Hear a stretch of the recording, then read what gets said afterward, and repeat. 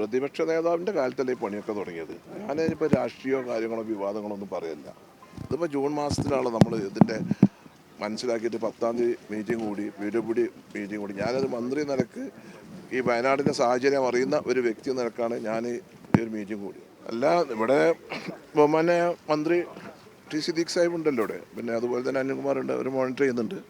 അപ്പം വിവരങ്ങളൊക്കെ നിങ്ങൾക്ക് അറിയാമല്ലോ. ഇനിയിപ്പോൾ 2 പേരും കൂടി കിട്ടാനുണ്ട്. നമ്മൾ ഇനി എങ്ങനെയാണിത് മുന്നോട്ട് പോകേണ്ടത്? ഇപ്പോൾ അവിടെ ഇല്ല, നമുക്ക് ഏറ്റവും വലിയ ടെൻഷന് അവിടെ കൂട്ടിയിട്ട മണ്ണും കൂടിയാണ്. അപ്പോൾ അത് എന്ത് ചെയ്യാൻ പറ്റുന്നതാണ് കൊങ്കൺ അധികൃതമായി സംസാരിച്ചു കൊണ്ടിരിക്കുന്നത്.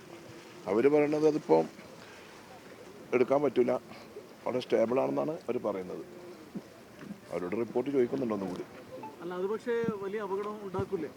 അതുതന്നെയാണ് നമുക്കൊക്കെ ആശങ്കയുണ്ട്. അത് എന്ത് ചെയ്യാൻ പറ്റും? അവർ എടുത്താൽ അതിനേക്കാൾ വലിയ അപകടം ഉണ്ടാവുമെന്നാണ് അവർ പറയുന്നത്. അപ്പോൾ അത് അവരോട് തന്നെ ചോദിച്ചിട്ടുണ്ട്. ഇപ്പോൾ ബഹുമാനപ്പെട്ട സിദ്ദീഖ് മന്ത്രി വളരെ വിശദമായിട്ട് ഇപ്പം എൻ്റെ മുമ്പ് തന്നെ അവരുമായിട്ട് സംസാരിച്ചത്. മിനിസ്റ്റർ, 2 കാര്യം വരുന്നുണ്ട്. ഒന്ന്, ഈ മണ്ണ് നീക്കം ചെയ്യാത്തതാണ് അപകടത്തിന് കാരണം എന്നാണ് പ്രതിപക്ഷ നേതാവ് ഉൾപ്പെടെ കുറ്റപ്പെടുന്നത്. പക്ഷേ എന്താണ് നിങ്ങൾ മറിച്ചും പറയുന്നത്? ഇപ്പോൾ 2 വാദങ്ങൾ ഒരുപോലെ നിൽക്കുകയാണ്. എന്താണ് ഇന്നത്തെ സാഹചര്യം? ഒരു കൃത്യത ഇല്ലാത്ത എന്താണ്? പ്രതിപക്ഷ നേതാവിൻ്റെ കാലത്തല്ലേ ഈ പണിയൊക്കെ തുടങ്ങിയത്. ഞാനിപ്പോൾ രാഷ്ട്രീയമോ കാര്യങ്ങളോ വിവാദങ്ങളോ ഒന്നും പറയില്ല. ഇതിപ്പോൾ ജൂൺ മാസത്തിലാണ് നമ്മൾ ഇതിൻ്റെ മനസ്സിലാക്കിയിട്ട് 10-ാം തീയതി മീറ്റിംഗ് കൂടി, വീടുപിടി മീറ്റിംഗ് കൂടി. ഞാനൊരു മന്ത്രി നിലക്ക് ഈ വയനാടിൻ്റെ സാഹചര്യം അറിയുന്ന ഒരു വ്യക്തി നിലക്കാണ് ഞാൻ ഈ ഒരു മീറ്റിംഗ് കൂടി. അത് കഴിഞ്ഞ് 25-ാം തീയതി ഇവിടെ വന്നു, സെക്രട്ടറിമാർ വന്നു, ചീഫ് എഞ്ചിനീയർ വന്നു, ഒക്കെ പരിശോധിച്ചു, കൊങ്കൺകാരെ കൂട്ടി കാര്യങ്ങളൊക്കെ പറഞ്ഞു. ജൂലൈ 1-ാം തീയതി മീറ്റിങ്ങിൽ ഞാൻ വളരെ വ്യക്തമായി പറഞ്ഞിട്ടുണ്ട്, വയനാടാണ്, സാഹചര്യം വളരെ അപകടകരമാണ്, അത് ശ്രദ്ധിക്കണം, അതുകൊണ്ട് ആ മണ്ണിൻ്റെ കാര്യത്തിൽ തീരുമാനം ഉണ്ടാക്കണം എന്ന് തന്നെ പറഞ്ഞിട്ടുണ്ട്. അവർ പറഞ്ഞു യാതൊരു പ്രശ്നങ്ങളും ഇല്ലയെന്ന് പറഞ്ഞു. അന്നാണ് നമ്മൾ കണിശമായിട്ട് പറഞ്ഞത് പ്രവൃത്തി നിർത്തി വെക്കണം എന്ന് പറഞ്ഞത്. അങ്ങനെയാണ് ഇതിൻ്റെ പ്രവൃത്തി നിർത്തിവെച്ചത്.